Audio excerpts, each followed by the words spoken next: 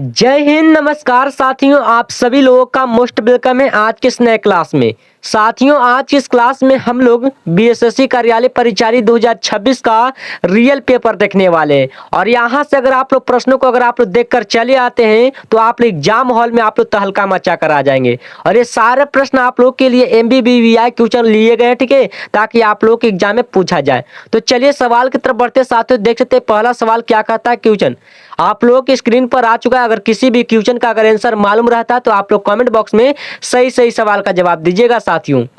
तो देख सकते हैं पहला सवाल कहता है साथियों, आप लोग ध्यान से देखिएगा, ये सारे प्रश्न आप लोग के लिए या आप लोगों के एग्जाम के लिए काफी इंपॉर्टेंट प्रश्न लिए गए हैं। तो देख सकते हैं पहला सवाल कहता है साथियों कि आरबीआई का मुख्यालय कहाँ है। आरबीआई को क्या बोलते हैं? रिजर्व बैंक ऑफ इंडिया, ठीक है। तो आरबीआई का मुख्यालय कहाँ साथियों, तो आप लोग जल्दी जल्दी आप लोग कमेंट कीजिएगा। तो इसका right answer option number B होगा साथियों, मुंबई में। मतलब रिजर्व बैंक ऑफ इंडिया का मुख्यालय कहाँ है साथियों, तो हमारा कहाँ में हो जाएगा, तो रिजर्व बैंक मतलब आरबीआई का मुख्यालय कहाँ में है, तो मुंबई में हो जाएगा। और पूछ सकता है साथियों कि आरबीआई की स्थापना, आप लोग ध्यान से देखिएगा, आरबीआई की स्थापना पूछेगा कब हुआ था साथियों, तो याद रखिएगा 1 अप्रैल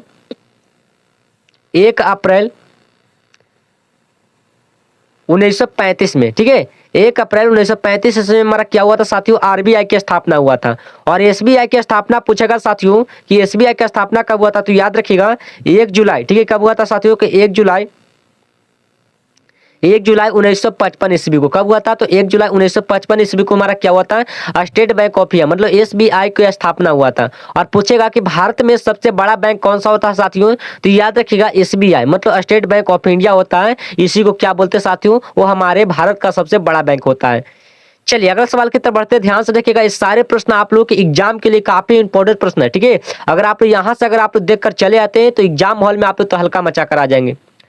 चलिए अगला सवाल कहता है साथियों, ध्यान से देखिएगा, कहता है क्वेश्चन कि ऑपरेशन फ्लड होता है वो किससे संबंधित होता है। तो इसका राइट आंसर आप लोग को खुद बताना है साथियों, क्या है कि ऐसा प्रश्न मैं आप लोग को कई बार प्रश्न करवा भी दिए हैं। तो ये वाला प्रश्न आप लोग को खुद बताना है कमेंट बॉक्स में। चलिए अगला सवाल की तरफ बढ़ते साथियों, देख सकते हैं क्या कहता है क्वेश्चन। अगला सवाल कहता है साथियों कि भारतीय संविधान सभा के अस्थायी अध्यक्ष कौन थे। तो अस्थायी अध्यक्ष की अगर बात बोले है तो कौन सा होगा साथियों, तो याद है सच्चिदानंद सिन्हा जी हमारे। कौन सा हो जाएगा, तो ऑप्शन नंबर सी होगा, ये बिल्कुल राइट आंसर होगा। और पूछ सकता है क्वेश्चन साथियों, जब मान लीजिए कि पूछेगा कि अस्थायी के जगह पर पूछ दिया कि अस्थायी खाली अध्यक्ष कौन थे। अस्थायी अध्यक्ष की अगर खाली बात बोले कि अस्थायी अध्यक्ष कौन थे साथियों, तो याद रखिएगा हमारे डॉक्टर राजेंद्र प्रसाद। कौन थे, तो डॉक्टर राजेंद्र प्रसाद हो जाएगा साथियों। इसका बिल्कुल right answer option number A होगा, ये बिल्कुल करेक्ट आंसर होगा साथियों। चलिए अगला सवाल की तरफ बढ़ते हैं।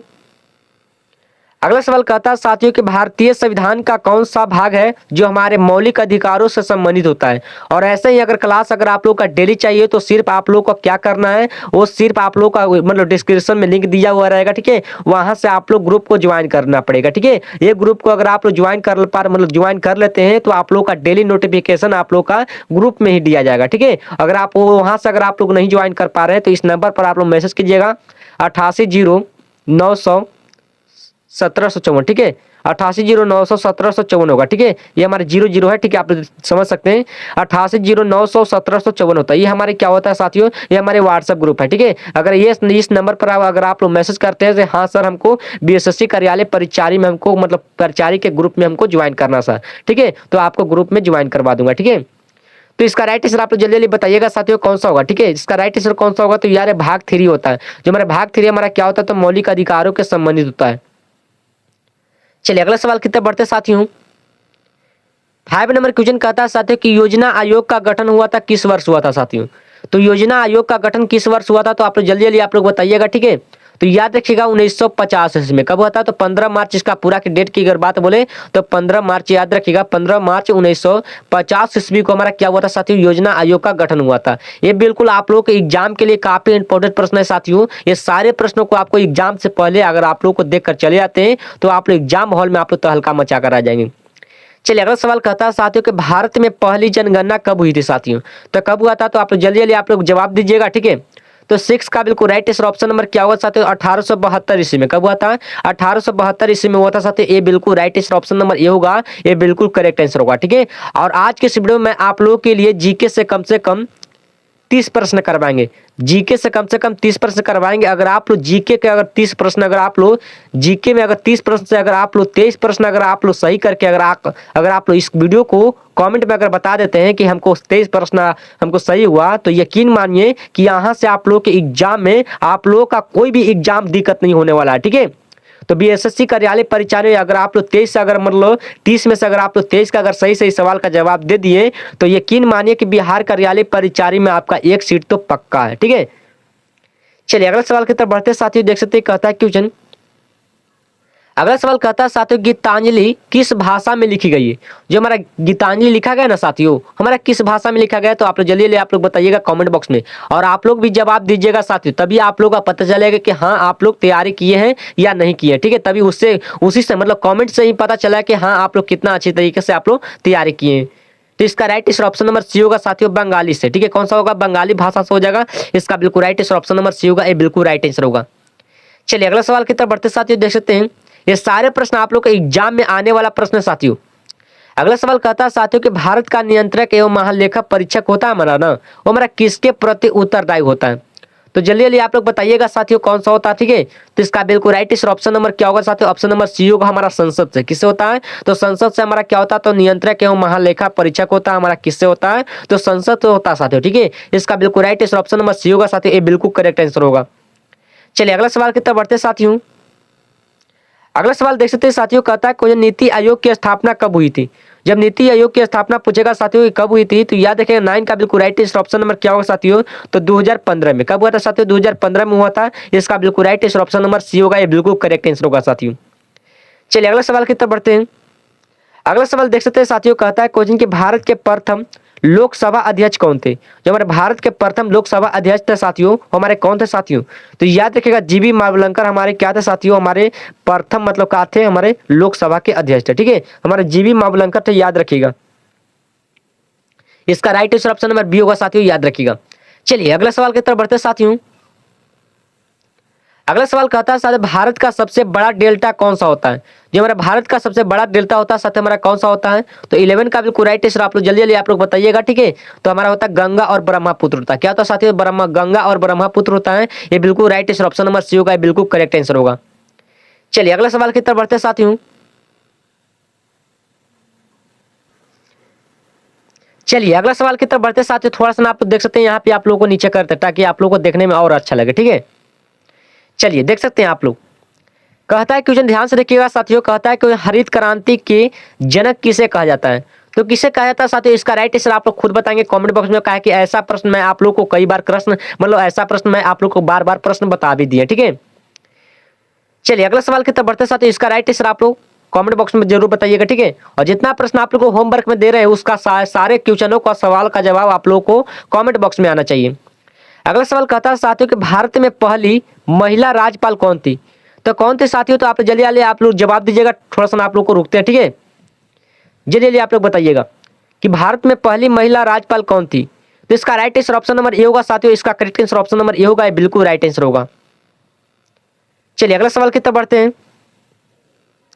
14 नंबर क्वेश्चन कहता है साथियों, देख सकते हैं, कहता है क्वेश्चन कि भारतीय संविधान के अनुसार भारत का स्वरूप क्या था, तो क्या था साथियों, तो याद रखिएगा ऑप्शन नंबर ए होगा, वो हमारा बिल्कुल राइट आंसर होगा साथियों। ये हमारा क्या था, संघात्मक हमारे क्या थे, वो भारत का स्वरूप था। इसका बिल्कुल right answer option number A होगा, ये बिल्कुल करेक्ट आंसर होगा साथियों। चलिए अगला सवाल की तरफ बढ़ते हैं। अगर आप लोग 30 में से अगर आप लोग 23 का अगर सही सही सवाल का जवाब दे दिए, तो यकीन मानिए कि बिहार कार्यालय परिचारी में आपका एक सीट तो निश्चित है। ठीक है, पक्का है कि आपका एक सीट मिल जाएगा। तो आप लोग जल्दी जल्दी आप लोग 23 का सही सही सवाल का जवाब दीजिएगा। अगला सवाल कहता है साथियों कि अशोक का चिन्ह स्तंभ किस स्थान से लिया गया साथियों, तो किस स्थान से लिया गया, तो आप जल्दी जल्दी आप लोग बताइएगा।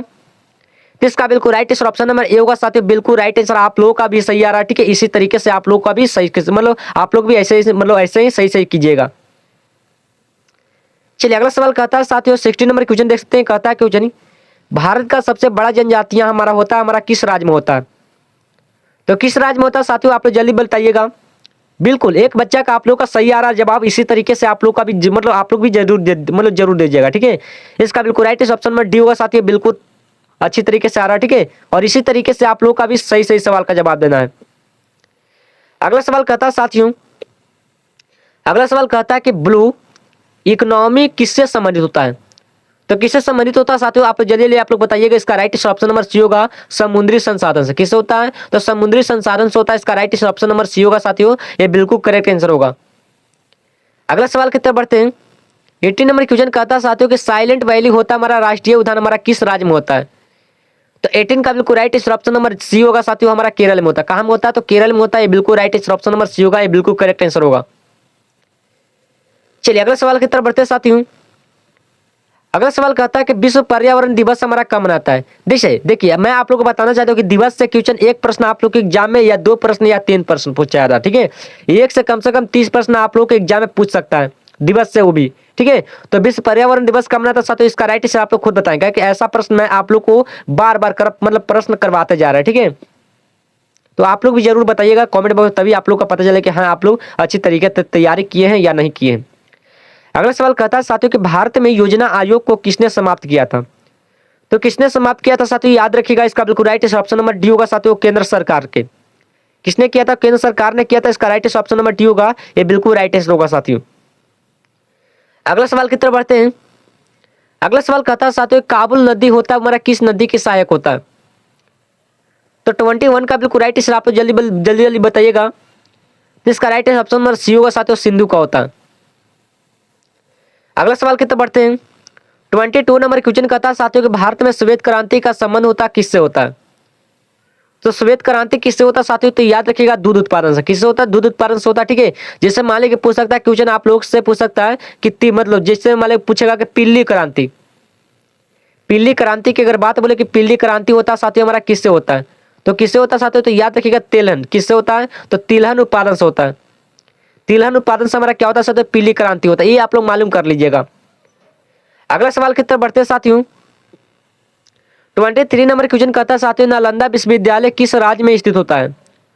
तो 23 का बिल्कुल राइट आंसर आप लोग जल्दी आप लोग बताइएगा। तो इसका right answer option number B होगा साथियों का कि बिहार राज्य में ही है। ठीक है, नालंदा विश्वविद्यालय हमारा किस राज्य में हो जाएगा? तो बिहार राज्य में हो जाएगा। इसका बिल्कुल right answer option number B होगा साथियों, बिल्कुल करेक्ट आंसर होगा। अगला सवाल की तरफ बढ़ते हैं। 24 नंबर क्वेश्चन देख सकते हैं। कहता है कि भारत का सबसे पुराना उच्च न्यायालय कौन सा है? सबसे पुराना उच्च न्यायालय साथियों, तो आप लोग जल्दी आप लोग बताइएगा। बिल्कुल आप लोग का सही सही सवाल का जवाब आ रहा है। ठीक है, ऐसी तरीके से आप लोग को भी आप लोग भी जल्दी आप लोग बताइएगा। ठीक है, इसका बिल्कुल राइट है ऑप्शन नंबर सी बच्चा बताया। ठीक है, बिल्कुल राइट है, कोलकाता हो जाएगा। ठीक है, चलिए अगला सवाल की तरफ बढ़ते साथियों। कहता है कि भारत में सबसे अधिक जनसंख्या वाला राज्य कौन सा होता है साथियों? तो ये बिल्कुल आप लोगों के लिए ये प्रश्न आप लोग खुद बताएंगे, क्योंकि ऐसा प्रश्न आप लोग एग्जाम में बार बार प्रश्न पूछे जाते हैं। तो ये वाला प्रश्न आप लोग खुद बताएं, क्योंकि ये वाला प्रश्न आप लोगों को मतलब कई बार मैं आप लोग को रिवीजन करवा दिए। अगला सवाल कहता है साथियों कि INS विक्रांत क्या होता है? तो आप लोग जल्दी आप लोग बताइएगा साथियों। देखते हैं कितने लोग जवाब दे पाते हैं इसका राइट आंसर। रुकते हैं थोड़ा सा, आप लोग को देरी। बिल्कुल आप लोग का सही जवाब आ रहा है साथियों, बिल्कुल सी आ रहा है। सभी का सही आ रहा है। ठीक है, मतलब विमान वाहक पोत है सही है, बिल्कुल राइट आंसर। इसी तरीके से आप लोग भी सही सवाल का जवाब दीजिएगा। ठीक है, इसका correct answer option number C होगा साथियों, ये बिल्कुल राइट आंसर। ठीक है, आप लोग लगते हैं कि आप लोग पढ़े हैं। ठीक है, अगला सवाल कहता है साथियों जो पढ़ता है वही आप लोग का मतलब आप लोग का आंसर जवाब देता है। ठीक है, जो नहीं पढ़ता उसको आप लोग का आंसर नहीं जवाब दे पाएगा। ठीक है, याद रखिएगा। अगला सवाल कहता है साथियों कि लोकपाल की नियुक्ति कौन करता है साथियों? आप लोग जल्दी आप लोग बताइएगा कि लोकपाल की नियुक्ति कौन करता है। इसका राइट आंसर आप लोगों के लिए, ठीक है, आप लोगों के लिए खुद टाल देता है। ठीक है, ये आप लोगों के लिए ये होमवर्क में। ठीक है साथियों, ये होमवर्क में साथियों, ये आप लोगों का जल्दी आप लोग बताइएगा कमेंट बॉक्स में। चलिए 28 नंबर क्वेश्चन कहता है साथियों एशिया का सबसे बड़ा रेगिस्तान कौन सा होता है साथियों? जो हमारा एशिया का पूछा है साथियों, याद सोच समझ के आप लोग देना। ठीक है, एशिया का पूछा, विश्व का नहीं पूछा। एशिया का पूछेगा साथियों तो हमारा कौन सा होता है साथियों? गोभी होता है। और विश्व का पूछेगा तो आप लोग कौन सा होता है, तो आप लोग जरूर बताइएगा कमेंट बॉक्स में। ये वाला प्रश्न मैं आप लोग को करवा भी दिया। ठीक है, विश्व का सबसे बड़ा रेगिस्तान कौन सा होता है, ये वाला प्रश्न आप लोग को करवा दिया। ठीक है, तो इसका राइट आंसर आप लोग खुद बताइए कमेंट बॉक्स में। चलिए अगला सवाल के तरफ बढ़ते साथियों। 29 नंबर क्वेश्चन कहता है दक्षिण भारत का गंगा किस नदी को कहा जाता है? किसको कहता है साथियों? आप लोग जल्दी आप लोग बताइएगा। इसका बिल्कुल right answer option number B होगा साथियों, बिल्कुल इसी तरीके से आप लोगों का भी सही सवाल का जवाब आना चाहिए। ठीक है, इसका correct answer option number B होगा साथियों, बिल्कुल राइट आंसर होगा। चलिए लास्ट वाला का खुद बताना साथियों, लास्ट वाला को खुद बताना कमेंट बॉक्स में कि क्या होता है। भारत का राष्ट्रीय ध्वज किसने डिजाइन किया था? ये बिल्कुल आप लोगों को कई बार प्रश्न में आप लोग कम से कम 4 से 5 बार क्वेश्चन को आप लोगों को बताए हैं। ये वाला प्रश्न आप लोग को कम से कम 4 से लेके 5 तक आप लोग को बताए। अगर आप लोग ध्यान दिए होंगे तो ये वाला प्रश्न आप लोग खुद बता देंगे। अगर नहीं ध्यान दिए होंगे, ऊपर ऊपर पार हुआ होगा, तो समझिए कि आप लोग नहीं बता पाएंगे। तो चलिए आज के इस वीडियो में आप लोगों के लिए एक से कम 30 प्रश्न सोल्व कर लिए, ठीक है। अगर आप लोग एक से कम 300 प्रश्न को अगर आप लोग देखकर चले आते हैं एग्जाम हॉल में, तो आप लोग एग्जाम हॉल में आप लोग तो हल्का मचा देंगे, ठीक है। और ये मतलब बिहार कार्यालय परिचारी का एग्जाम आप लोग का अप्रैल में होने वाला है, ठीक है। कब होने वाला है? तो अप्रैल में होने वाला है, ठीक है। तो आप लोग टारगेट लेके चलिए कि अप्रैल में हमको रिवीजन करना है तो करना है, मतलब अप्रैल से पहले रिवीजन करना है, ठीक है। क्योंकि अप्रैल तक करेंगे तो आप लोग का एग्जाम ही खत्म हो जाएगा, तो अप्रैल से पहले आप लोगों को करना है। तो चलिए आज के इस वीडियो को यही तक। अगर अभी तक आप लोग ग्रुप नहीं ज्वाइन किए हैं तो इस नंबर पर आप लोग मैसेज कीजिएगा साथियों, 8809001754। इस नंबर पर आप लोग मैसेज कीजिएगा साथियों, मैं आप लोगों को ग्रुप ज्वाइन करवा दूंगा, ठीक है। तो चलिए आज के इस क्लास को यहीं तक, फिर मिलते हैं नेक्स्ट वीडियो में। तब तक के लिए आप लोग अच्छी तरीके से तैयारी करते रहिएगा। जय हिंद, जय भारत।